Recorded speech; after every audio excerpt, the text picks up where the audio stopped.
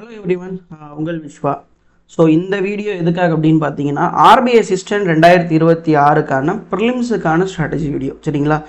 ஏன் sir ப்ரிலிம்ஸுக்கான strategy video அப்படின்னு கேட்டிங்கன்னா, மற்ற எக்ஸாம் மாதிரி ஐபிபிஎஸ் மற்ற ப்ரிலிம்ஸ் எக்ஸாம்ஸ் மாதிரி இந்த ஆர்பிஐ அசிஸ்டன்ட் இருக்க போகிறது கிடையாது. உங்கள் எல்லாருக்கும் தெரிஞ்ச விஷயந்தான். நோட்டிஃபிகேஷன் பார்த்துருப்பீங்க. ஸோ சென்னைக்கு ஒரு 53 வேகன்சி ஓவராலாக வந்திருக்கு. சரிங்களா? ஸோ இதில் என்ன சார் ப்ரிலிம்ஸ்க்கு மற்ற எக்ஸாமுக்கு இதுக்கு என்ன டிஃபரன்ஸ் அப்படின்னு பார்த்தீங்கன்னா, கட் ஆஃப் அதிகம், ஹை கட் ஆஃப் இருக்க போது. பட் ரேஷியோ எப்படி இருக்கும்னா, ஐபிபிஎஸ் எக்ஸாமை பொறுத்தளவுக்கு 1:30 1:20 ப்ரிலிம்ஸில் எழுதுகிற ஒரு 60 to 70% ஆஃப் கேண்டிடேட்டை ப்ரிலிம்ஸ் கிளியர் பண்ணுற மாதிரி ஒரு பிம்பம் கிரியேட் ஆகிருக்கு. பட் அது ஆர்பிஐ அசிஸ்டண்ட்டில் அப்படி இருக்குமா அப்படின்னா கிடையாது. அவங்க என்ன வேக்கன்சியோ அந்த வேக்கன்சிக்கான மினிமம் 10னா 10, 1:10னா 10 தான் கூப்பிட போகிறாங்க. சரிங்களா? அதில் எந்த சேஞ்சஸும் இருக்காது. பட் இந்த ஆர்பிஐ அசிஸ்டன்ட் ப்ரிலிம்ஸை கிளியர் பண்ணுறீங்க 2026 அப்படின்னா வர்த்து தான். நீங்கள் கண்டிப்பாக உங்களோட ப்ரிப்பரேஷனை சூப்பராக வச்சுருக்கீங்கன்னு அர்த்தம். ஸோ இந்த வீடியோவை பொறுத்தளவுக்கு ப்ரிலிம்ஸ்க்கு மட்டும் 1 month இருக்குது. April 11th நினைக்கிறேன் எக்ஸாம் டேட்டு. ஸோ அந்த 1 month நான் ப்ரிலிம்ஸ் எப்படி ஃபோக்கஸ் பண்ணணும், எனக்கு ஓரளவுக்கு ஐபிபிஎஸ்சில் நடக்கிற ப்ரிலிம்ஸ் எல்லாமே ஓகே. ஸோ அதே போல் தான் ஆர்ஆர்பி இருக்குமா அப்படின்னா கொஞ்சம் டிஃப்ரெண்ட். சரிங்களா? என்னென்னு பார்ப்போம். First thing, RBI assistant prelims is a pure speed game. Yes, கண்டிப்பாக இது ஒரு ஸ்பீட் கேம் தான். என்ன அப்படின்னு பார்த்தீங்கன்னா, 100 questions இருக்குன்னா அட்லீஸ்ட் மினிமம் 90+ போடணும். அட்டம்ஸ் மினிமம் 90+ போடணும். கட் ஆஃப் 90+ தான் நிறைய வருஷம் இருந்திருக்கு.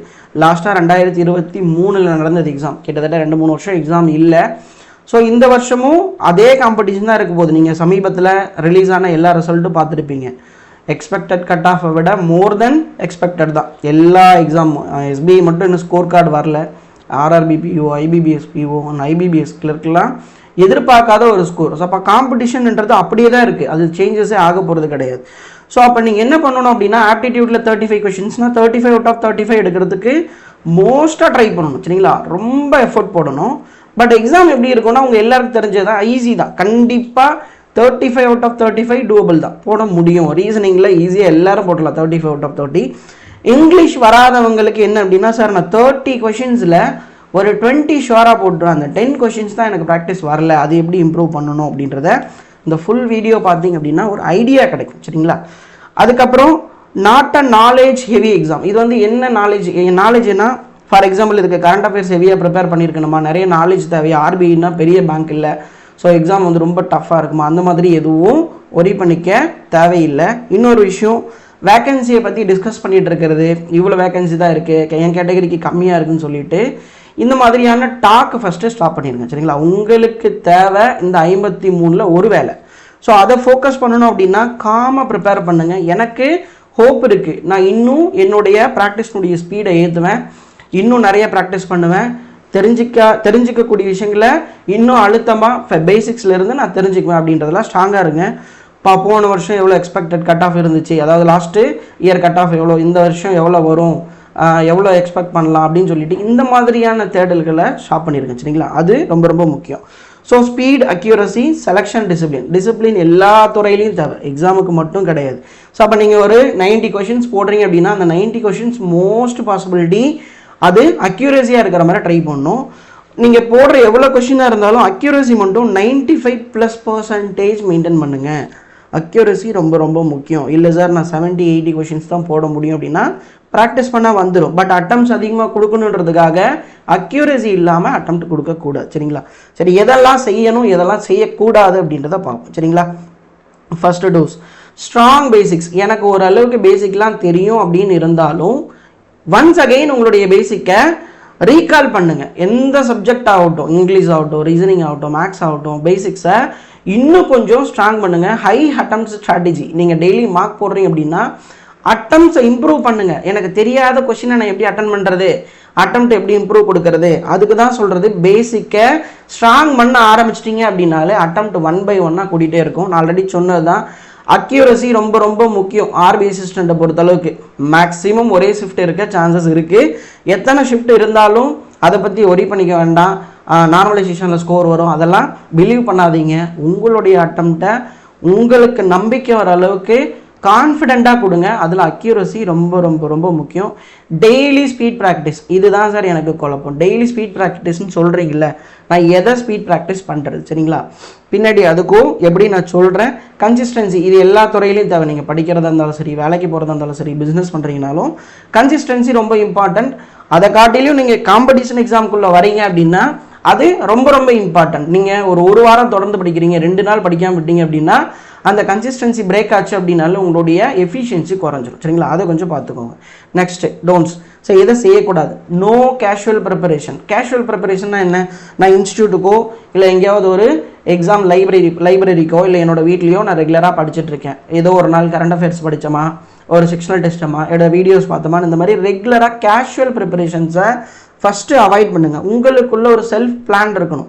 இப்போ நான் உங்களுக்கு ஒரு ஸ்ட்ராட்டஜி வீடியோ கொடுக்குறேன்னா இந்த ஸ்ட்ராட்டஜி தான் நீங்கள் ஃபாலோ பண்ணணும்னு இல்லை. அட்லீஸ்ட் யாராவது ஒருத்தவங்களுக்கு உங்களோட ஷெட்யூலை மாடிஃபை பண்ணுறதுக்கும் இல்லை உங்களோட டெய்லி ஷெட்யூல் போடுறதுக்கு யூஸ்ஃபுல்லாக இருக்குன்னு தான் கொண்டு வருது. சரிங்களா, நான் இன்னைக்கு இந்த விஷயம் பண்ண போகிறேன்னு கிளியர் கட்டாக ஷெட்யூல் போட்டு அதுக்கான எஃபர்ட் பண்ணுங்கள். எல்லார மாதிரியும் காமனாக நான் ஒரு டெஸ்ட்டு போட்டேன், அதுக்கப்புறம் கரண்ட் அஃபேர்ஸ் படித்தேன், வெக்காப்ஸ் பார்த்தேன், ஒரு வீடியோ பார்த்தேன்ற மாதிரி ஜெனரல் ப்ரிப்பரேஷனுக்குள்ளே இருக்க வேண்டாம். No weak calculations. எல்லாருக்குமே ஓரளவுக்கு 35 கொஷின்ஸ் போட முடியும், அந்த டைமில் போட முடியாது. அப்போ ஸ்பீடை இம்ப்ரூவ்மெண்ட் பண்ணணும்னா வீக் கேல்குலேஷன்ஸ். எனக்கு மல்டிப்ளிகேஷன் கொஞ்சம் ப்ராப்ளம், 3 நம்பர்ஸ் வச்சு மல்டிப்ளை பண்ணுறது கொஞ்சம் லேட் ஆகும், 4 நம்பர்ஸை டிவைட் பண்ணுறது எனக்கு லேட் ஆகும் அப்படின்னா அதை ப்ராக்டிஸ் பண்ணுங்கள். என்ன சார் நீங்கள் இந்த மாதிரி ப்ராக்டிஸ் பண்ண சொல்கிறீங்களே? ஸ்பீடு தான். நான் தான் சொன்னேன்ல, ஆர்பிஐ அசிஸ்டண்ட்டை பொறுத்தளவுக்கு ஸ்பீடு தான் ரொம்ப ரொம்ப முக்கியம். அதே சமயம் அக்யூரசியும் தேவை.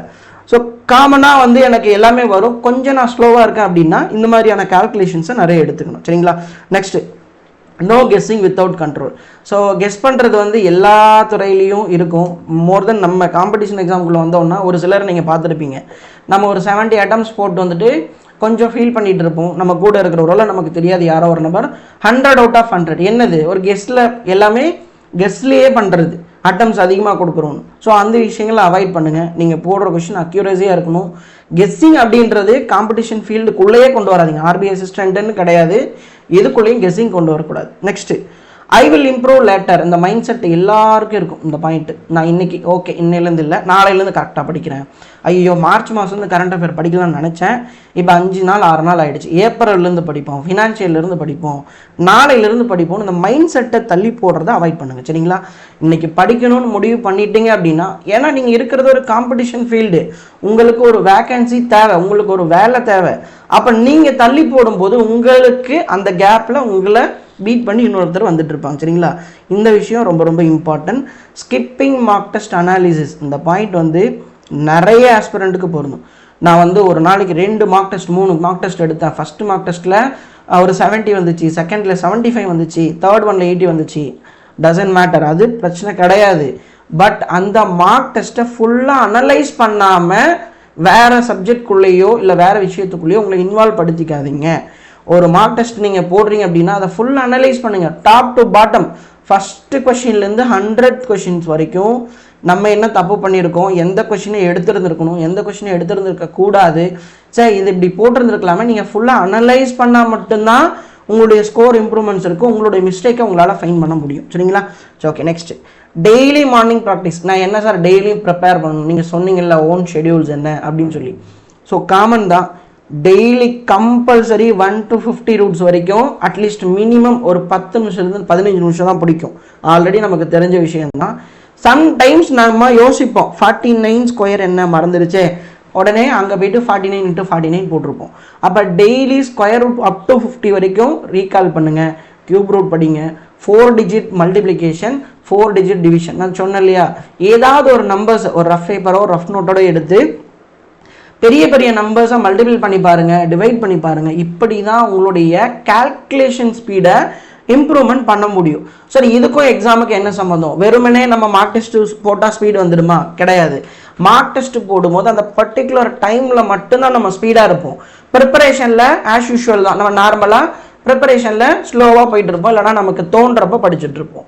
அப்போ ரெகுலராக காலையில் எந்திரிச்ச உடனே இந்த மேத்தமெட்டிக்ஸ்க்கு இந்த விஷயங்களை ஃபாலோ பண்ணணும். இது உங்களுடைய ஸ்பீடை சூப்பராக இம்ப்ரூவ்மெண்ட் பண்ணி கொடுக்கும். நெக்ஸ்ட் இங்கிலீஷ் பொறுத்தளவுக்கு ஒரு 30 minutes ஆகுது எடிட்டோரியல் ரீடிங். எடிட்டோரியல் எங்களுக்கு படிக்க கொஞ்சம் சிரமமாக இருக்குன்னா அட்லீஸ்ட் 1 பேசேஜ், ஏதாவது ஒரு பேசேஜையாவது கம்ப்ளீட்டாக ரீட் பண்ணுங்கள். அதில் இருக்கக்கூடிய கோர் கண்டென்ட் உங்களுக்கு தெரியற வரைக்கும் ரீட் பண்ணுங்க. வெக்காப் தெரியலன்னா சர்ச் பண்ணி படிங்க. ஸோ அதுலேயே உங்களுக்கு வெக்காப்ஸ் கவர் ஆயிரும். இல்லை நான் கிராமர் வீடியோஸ் வந்து நிறைய பார்த்து நோட்ஸ் எடுத்து வச்சிருக்கேன்னா அதையும் ரீகால் பண்ணுங்க. இந்த மாதிரியான விஷயங்களை பேசிக்குள்ள எகெயின் அண்ட் அகெயின் நீங்கள் ரீகால் பண்ணும்போது ஆட்டோமேட்டிக்காக உங்களுக்கு எக்ஸாமில் என்ன வந்துடும் அப்படின்னா ஸ்பீட் வந்துடும், ப்ளஸ் ஒரு கான்ஃபிடென்ட் இருக்கும். சரிங்களா? இந்த விஷயங்களை ரெகுலராக ஃபாலோ பண்ணுங்க. சரிங்களா? நெக்ஸ்ட் ரீசனிங்கில் easy scoring part syllogism, inequality, word formation, miscellaneous logic கொஷின்ஸ்லாம் நிறைய இருக்குது. Chinese coding decoding, normal coding decoding இருக்குது. இல்லை சீட்டிங் அரேஞ்ச்மெண்ட்டில் ஒரு சிலருக்கு எனக்கு மந்த் பேஸ்டு வந்தால் சூப்பராக போடுவேன், ஏஜ் ரிலேட்டடான பஸ்ஸில் இருந்தால் சூப்பராக போடுவேன், இல்லை ஸ்கொயர் கியூப் அந்த மாதிரி ஸ்கொயர் ஆர் சர்க்கிள் எது வந்தாலும் நான் சூப்பராக போடுவேன் அப்படின்னா அந்த மாதிரியான விஷயங்களை கண்ணால் பார்த்து போடலாம். ஃபார் எக்ஸாம்பிள் இன்இக்வாலிட்டி அப்படின்னா ஒரு சிலருக்கு அந்த டயக்ராம் போட்டால் தான் போட வரும். அந்த டயக்ராம் இல்லாமல் போடுறது எப்படி அப்படின்றதையும் கொஞ்சம் கற்றுக்கோங்க. சரிங்களா? ஸ்பீட் ரொம்ப ரொம்ப ரொம்ப முக்கியம். இதை பொறுத்து தான் கண்டிப்பாக எல்லாராலையும் ரீசனிங்கில் 35 ஸ்கோர் பண்ண முடியும். ஆப்டியில் கூட 30+ ஆர் 32 கிட்ட எடுக்கலாம். ஆனால் இங்கிலீஷில் நீங்கள் ஸ்ட்ராங்காக இருந்தால் மட்டும்தான் 30 out of 30 அட்டெம்ப்ட் கொடுக்க முடியும். ஸ்கோர் ஒரு 27, 28 ஆர் 25 வரலாம். பட் கட் ஆஃப் எப்படி இருக்க போகுது? எல்லா வருஷமும் மேக்ஸிமம் 90+ தான் இருக்குது. அப்போ 90+ நீங்கள் போடணும் அப்படின்னா எதையுமே பேசிக்கை பொறுத்தளவு ஸ்கிப் பண்ணக்கூடாது. நான் மெயின்ஸ்னா கூட எனக்கு இந்த கொஷின் தெரியாது, நான் இதை ஸ்கிப் பண்ணலாம் அப்படின்னு சொல்லலாம். ஆனால் ப்ரிலிம்ஸில் என்ன பண்ணக்கூடாது? மேக்ஸிமம் எனக்கு இந்த கொஷின் தெரியாது அப்படின்ற மைண்ட் செட்டோட உள்ளே போகவே கூடாது. நான் மென்சுரேஷன் வந்து அட்டன் பண்ண மாட்டேன், இங்கிலீஷில் வந்துட்டு எரர் ஸ்பாட்டிங் வந்தால் நான் போட மாட்டேன், இந்த மாதிரியான விஷயங்கள் ஏதாவது நீங்கள் இது வரைக்கும் ஸ்கிப் பண்ணியிருந்தீங்க அப்படின்னா அதை தேடி தேடி ப்ரிப்பேர் பண்ணுங்கள். அது வந்தாலும் என்னால் போட முடியும் அப்படின்ற கான்ஃபிடன்ஸ் வச்சுக்கோங்க. நெக்ஸ்ட்டு டெய்லி ஃபுல் லென்த் மார்க்ஸில் ஏன் வந்து டெய்லி நான் 5 ஃபுல் லென்த் மார்க்ஸ் கொடுக்குறேன் அப்படின்னா மற்ற எக்ஸாம் மாதிரி ஆர்பிஐ அசிஸ்டன்ட் இருக்க போகிறது கிடையாது. பட் மற்ற எக்ஸாமை விட ஆர்பிஐ அசிஸ்டன்ட் ரொம்ப ஈஸியாக இருக்கும். சரிங்களா? ஸோ அந்த ஈஸி தான். என்ன பிரச்சனை அப்படின்னா கட் ஆஃப் அதிகமாக வர்றதுக்கான பெரிய பிரச்சனையை எக்ஸாம் ஈஸியாக கண்டக்ட் பண்ணுறது தான். நம்ம ஒரு சில வருஷம் ஐபிபிஎஸ்ல இருக்கக்கூடிய ப்ரிலிம்ஸே பார்த்துருப்போம். போன வருஷம் ஐபிபிஎஸ் ப்ரிலிம்ஸ் கொஞ்சம் டூவபிளாக இருந்துச்சு, இந்த வருஷம் கஷ்டமாக இருந்துச்சுன்னு. ஆனால் ஆர்பிஐ அசிஸ்டன்ட் ஈஸியாக தான் இருக்க போது. அட்லீஸ்ட் நீங்கள் 5 ஃபுல் லென்த் மார்க் எடுக்கலனாலும் மினிமம் 3 டெஸ்ட்டாவது எடுக்கணும், டெய்லி எடுக்கணும். ஒரு மாதம் நீங்கள் டெய்லி எடுக்கிறீங்கன்னா உங்களுக்கு ஒரு பெரிய கான்ஃபிடன்ஸ் கிடைக்கும். ரெண்டாவது 3 மார்க் டெஸ்ட்டுக்கு நான் எங்கே போவேன்? ஃபார் எக்ஸாம்பிள் நான் ஆலிவ் போர்டில் தான் டெஸ்ட் பேக் வச்சுருக்கேன், அவங்க 10லேருந்து 20 டெஸ்ட் தான் கொடுக்குறாங்க, இல்லை ப்ராக்டிஸ் மார்க்கில் வச்சுருக்கேன். ஸோ அது ரிலேட்டடாக இருக்கக்கூடிய எக்ஸாம்ஸை மார்க் எடுங்க. உங்களுக்கு தேவை மேக்ஸ், ரீசனிங், இங்கிலீஷ் கொஷினை ப்ராக்டிஸ் பண்ணுறது தான். சரிங்களா? அப்போ ஆர்ஆர்பி கிளர்க்கில் இங்கிலீஷ் இருக்காது, மேக்ஸ் ரீசனிங் ஸ்பீடு வேணுமா அதை எடுத்துக்கோங்க, ஒரு 45 நிமிஷம் கிடைக்கும். இல்லை IBPS clerk, SBI clerk, LIC assistant, இந்த மாதிரி ஆர்பிஐ அசிஸ்டண்ட்டுக்கு ஏற்ற மாதிரி ஈஸியான கண்டென்ட் வச்ச ஒரு எக்ஸாமை நீங்கள் ப்ரிலிம்ஸ் எடுக்கலாம். சரிங்களா? ப்ரிலிம்ஸ் ரிலேட்டடாக உங்களுக்கு நிறைய மார்க் டெஸ்ட் எனக்கு அவைலபிலிட்டி இல்லை, நான் ஒரு சோர்ஸ் தான் வச்சுருக்கேன் அப்படின்றவங்களுக்கு இது யூஸ்ஃபுல்லாக இருக்கும். இல்லை என்னால் 5 டெஸ்ட்லாம் போட முடியாது, 3 டெஸ்ட்டு போடுங்க, அட்லீஸ்ட் 2 டெஸ்ட்டாவது போடுங்க. ஒரு நாளைக்கு ஒரு டெஸ்ட் இனஃபா அப்படின்னா அது எல்லாரும் போடுவாங்க. எல்லா கேண்டிடேட்டும் கம்பல்சரி ஏதோ ஒரு வெப்சைட்டை லாகின் பண்ணிவிட்டு அதில் ஒரு டெஸ்ட்டு போட்டு கரெக்ஷன் பார்ப்பாங்க, வீடியோஸ் ஏதாவது பார்ப்பாங்க, கரண்ட் அஃபேர்ஸ் படிப்பாங்க. இது ரொட்டீன், இது டெய்லி. நான் தான் சொன்னேன்ல, பேசிக்காக எல்லாரும் பண்ணுற விஷயம். டிஃபரன்ஸ் பிட்வீன் தி அதர்ஸ், உங்களுக்கும் மற்றவங்களுக்குள்ள டிஃபரன்ஸ் என்ன? ஆர்பிஐ அசிஸ்டண்ட்டை நான் கிளியர் பண்ணணும் அப்படின்னா இன்னும் நான் ஸ்ட்ராங் ஆகணும். அப்போ என்ன பொறுத்த அளவுக்கு ஒரு 5 ஃபுல் லென்த் மார்க் போடுறீங்க. ஏன் சார் இப்போ 5 ஃபுல் லென்த் மார்க் போட்டால் நான் அதர் சப்ஜெக்டில் எப்படி ஃபோக்கஸ் பண்ணுறது அப்படின்ற பட்சத்தில் கரண்ட் அஃபேர்ஸை தவிர எதையுமே எக்ஸ்ட்ரா இப்போ படிக்க தேவையில்லைங்க. கம்ப்யூட்டர் ஆல்ரெடி டச்சில் இருப்பீங்க, ஏன்னா ஆர்ஆர்பி எக்ஸாம் முடிஞ்சு ஒரு 1 மந்த் தான் ஆகுது. சரிங்களா? அதை ஒரு ரீகால் பண்ணாலே போதும். ஆனால் ப்ரிலிம்ஸை கிளியர் பண்ணால் தான் மெயின்ஸ் எழுதுறதுக்கான ஒரு ஆப்பர்ச்சுனிட்டி கிடைக்கும். ஜூன் வரைக்கும் டைம் இருக்குது. ஸோ நீங்கள் ஏப்ரலில் வரக்கூடிய ப்ரிலிம்ஸை சூப்பராக பண்ணணும் அப்படின்னா ப்ரிலிம்ஸ்க்கு நிறைய எஃபர்ட் போடணும். இல்லை நான் ஐபிபிஎஸ்லாம் அப்படி போடவே இல்லையே, டைரெக்டாக எக்ஸாம் போவேன், கிளியர் பண்ணிடுவேன். பட் ஆனால் எல்லாராலையும் மெயின்ஸ் கிளியர் பண்ண முடிஞ்சிச்சா அப்படின்னா அது ஒரு கேள்விக்குறி தான். ஏன் அவன் எழுதுகிற கேண்டிடேட் எல்லாத்தையும் மெயின்ஸ்க்கு கூப்பிட்டுறான், பட் மெயின்ஸில் ஷார்ட் லிஸ்ட் பண்ணி நம்மளை அனுப்பிடுறாங்க. பட் இது அப்படி இருக்க போகிறது கிடையாது. சரிங்களா? ஸோ இந்த மாதிரியான எக்ஸாம்ஸை ப்ரிஃபர் பண்ணிக்கோங்க. சோர்சஸ் வந்து என்ன பொறுத்தளவுக்கு practice mock, Oliveboard and test புக்கில், ஏன்னா நிறைய எக்ஸாம் இருக்காது, நிறைய மார்க் டெஸ்ட் அவைலபிலிட்டி இல்லைன்றதுனால டெக்ஸ்ட் புக் ஆட் பண்ணியிருக்கேன். ப்ராக்டிஸ் மார்க் ஆகட்டும், ஆலிவ் போர்ட் ஆகட்டும், எக்ஸாக்டாக எக்ஸாம் பேஸ்டான கண்டென்ட் தான் கொடுப்பாங்க. இல்லை எங்கிட்ட நிறைய சோர்ஸ் இருக்குது, அதர் சோர்ஸ் இருக்குனாலும் யூஸ் பண்ணிக்கோங்க. கொஞ்சம் டஃப்பாக கொடுக்குற சோர்ஸை அவாய்ட் பண்ணிக்கோங்க. அப்போ ஆலிவ் போர்டே டஃப் தானே, ப்ராக்டிஸ் மார்க் டஃப் தானே அப்படின்னு நினைப்பீங்க. நீங்கள் ஒரு 2-3 months இந்த பிளாட்ஃபார்மில் நீங்கள் ப்ராக்டிஸ் பண்ணியிருந்தீங்க அப்படின்னா எக்ஸாம் லெவலில் தான் இருக்கும். சரிங்களா? கொஷின் பார்க்குறதுக்கு கொஞ்சம் ட்ரிக்கியாக இருந்தாலும் அது எக்ஸாக்ட் எக்ஸாம் பேட்டர்னை ஃபாலோ பண்ணுவாங்க. நான் ஃபஸ்ட்டு ப்ரிஃபரன்ஸ் வந்து ஆலிவ் போர்டுக்கு தான் கொடுப்பேன். சரிங்களா?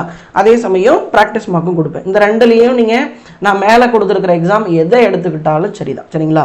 பட் அட்லீஸ்ட் ஒரு 2 ப்ரிலிம்ஸ் லெவலாவது போட்டு ப்ராக்டிஸ் பண்ணணும். அட்டம்ப்ட்ஸ் நிறையா தான் வேணும். 80+ போட்டாலும் யூஸ் கிடையாது. அவங்க 90க்கு மேலேயும் கட் ஆஃப் வைக்கலாம், 95 வைக்கலாம், இல்லை 90க்கு கீழே வைக்கலாம். கட் ஆஃப் பற்றின கவலைகள் நமக்குள்ளே வேண்டாம். நம்மளை பொறுத்தளவுக்கு ப்ரிப்பரேஷன். ஸோ அதை மட்டும் பண்ணுறதுக்கான ஒரு எஃபர்ட் மட்டும் எடுத்தால் போதும். மற்றபடி எதை பற்றி யோசிக்க வேணாம். அதர் ஸ்டாக்கு இப்படி இருக்கும் அப்படி இருக்கும் எதையும் காதில் போட்டுக்காதீங்க. ஜென்யூனாக படிங்க, சின்சியராக படிங்க. நான் இன்னைக்கு படிக்கிறேன் அப்படின்னா இன்னைக்கு டே சாட்டிஸ்ஃபைடாக ஃபீல் ஆகுற வரைக்கும் படிங்க. சரிங்களா? நெக்ஸ்ட்டு லைவ் மார்க்ஸ் ஏதாவது கிடைக்குது அப்படின்னா அதை விட்டுறாதீங்க. டைம் மேனேஜ்மெண்ட் ரொம்ப முக்கியம். ஒரே ஒரு சீட்டிங் அரேஞ்ச்மெண்ட் எடுத்துகிட்டு மற்ற கொஷின்ஸ்லாம் பார்க்காம விடுறது. ஈஸியாக இதெல்லாம் இருக்கும் எல்லாரும் சொல்கிறதா, மிஸ்சலேனியஸை ஃபஸ்ட்டு போட்டுட்டு அதுக்கப்புறம் பஸ்ஸில் கை வைக்கிறது, இல்லை ஆட்டிடியூட் போனால் எடுத்த உடனே கேஷ்லெட் இந்த மாதிரியான விஷயங்களை ஃபோக்கஸ் பண்ணாமல் அங்கே இருக்கக்கூடிய 555 சீரீஸை முடிச்சுட்டு அரித்மெட்டிக் டே இந்த மாதிரி ஃபோக்கஸ் பண்ணுங்கள். கொஷின் செலெக்ஷன் ரொம்ப ரொம்ப முக்கியம். Speed under pressure. எல்லாருக்குமே எக்ஸாம் அப்படின்னா நார்மலாக நம்ம வீட்டில் மார்க் எடுக்கிறதுக்கும் எக்ஸாம் சென்டரில் போய் மார்க் எடுக்கிறதுக்கு நிறைய டிஃப்ரென்ஸ் இருக்குது. நான் வீட்டிலலாம் மார்க் போட்டேன் அப்படின்னா எனக்கு பர்சன்டைல் ஒரு 90+, 80+லாம் வருது. பட் ஆனால் எக்ஸாமுக்குள்ளே போனால் நான் பதட்டமாயிடுறேன். அதுக்காக நீங்கள் நிறைய ப்ராக்டிஸ் எடுக்கணும். ஃபஸ்ட்டு பயப்படக்கூடாது. எல்லாரும் நம்மள மாதிரி கேண்டிடேட்ஸ் தான். சரிங்களா? அங்கே போயிட்டு உங்களுக்கு எக்ஸாம் சென்டரில் அந்த டே அமையணும். அது அமையணும் அப்படின்னா நீங்கள் நிறைய ப்ராக்டிஸ் பண்ணும்போது உங்களுக்கு ஆட்டோமேட்டிக்காக ஒரு கான்ஃபிடென்ஸ் உள்ளே இருக்கும். அதுவே உங்களை அன்னைக்கு டேயில் எக்ஸாமை நல்லா பண்ண வச்சிடும். சரிங்களா? Real ranking among serious aspirants. So நீங்கள் லைவ் மார்க் டெஸ்ட் போடும்போது தான் ஆல் ஓவர் இந்தியாவில் ஏதாவது ஒரு சேனல் ஒரு லைவ் மார்க் கொடுக்குறாங்கன்னா அங்கே உங்களுடைய பர்சன்டைல் 90+ இருக்குது அப்படின்னா நீங்கள் சூப்பராக படிச்சுட்ருக்கீங்கன்னு அர்த்தம். இதை தான் கம்பேர் பண்ண முடியும். ஃபார் எக்ஸாம்பிள் நீங்கள் ஆலிவ் போர்டில் மட்டும் இருக்கக்கூடிய உங்களுடைய டெஸ்ட் பேக்கில் இருக்கிறத போட்டிங்கன்னா அதில் பர்சன்டைல் காமிக்கும். ஆல் ஓவர் இந்தியாவில் மார்க் போட்ட கேண்டிடேட்டில் நான் எவ்வளோ பெட்டராக இருக்கேன் அப்படின்றத தெரிஞ்சுக்கணும் அப்படின்னா லைவ் மார்க் டெஸ்ட்டை போடணும். சரிங்களா? ஸோ இதை தாண்டி உங்களோட டெய்லி ஷெடியூல்ஸில் நான் பெருசாக இதை டிஃபரன்ஸ் கொடுக்க கிடையாது. இதில் என்ன இம்பார்ட்டன்ஸ் அதிகமாக கொடுத்துருக்கேன் அப்படின்னா பேசிக்கு தான் இங்கே பேசும். ப்ரிலிம்ஸை பொறுத்தளவுக்கு பேசிக் தான் பேசும். அப்போ பேசிக்கில் நீங்கள் நல்லா ஸ்ட்ராங் ஆனீங்க அப்படின்னாலே நல்ல ஸ்கோர் வரும். பட் ஆனால் ஸ்கோர் வந்து 90க்கு பிலோ அப்படி இருந்துச்சு அப்படின்னா அது வந்து யூஸ் இல்லாமல் போயிடும். ஸோ கொஞ்சம் பூஸ்டப் பண்ணுங்கள். டெய்லி அட்லீஸ்ட் 2-3 ஃபுல் லென்த் போட ட்ரை பண்ணுங்கள். ப்ரிலிம்ஸ் லெவலுக்கு நீங்கள் ஆர்பிஐ அசிஸ்டண்ட் தான் எடுக்கணும்னு இல்லை, நான் நிறைய சொல்லியிருக்கேன். அந்த எக்ஸாம்ஸை நீங்கள் ப்ரிப்பேர் பண்ணி பார்த்தாலே போதுமானது. இல்லை நான் வந்து ஏதாவது ஒரு பிளாட்ஃபார்ம் தான் ஃபாலோ பண்ணுவேன், என்கிட்ட வேறு சோர்ஸ் இல்லை அப்படின்னா கிடைக்கிற சோரை யூட்டிலைஸ் பண்ணுங்கள். நிறைய ஃப்ரீ சோர்ஸ் இருக்குது. எல்லா சேனல்லையும் ஒரு எக்ஸாமை ஃப்ரீயாக கொடுப்பாங்க. இந்த மாதிரி நீங்கள் தேடி படித்தாலும் யூஸ்ஃபுல்லாக இருக்கும். சரிங்களா? ஸோ ஓகே, நெக்ஸ்ட்டு ஒரு மெயின்ஸ் ரிலேட்டடான கண்டென்ட்டு எப்படி ப்ரிப்பேர் பண்ணணும் அப்படின்றதுக்கான ஒரு வீடியோ கொண்டு வரேன். உங்களுக்கு ஆர்பிஐ அசிஸ்டன்ட் ப்ரிலிம்ஸ்க்கு லைவ் மார்க் வந்து எனக்கு லைவ் கிளாஸஸ் வேணும் அப்படின்னா கீழே கமெண்ட் பண்ணுங்கள். அதுக்கும் நான் பிளான் பண்ணுறேன். ஓகேவா? And thank you so much for all. Thank you.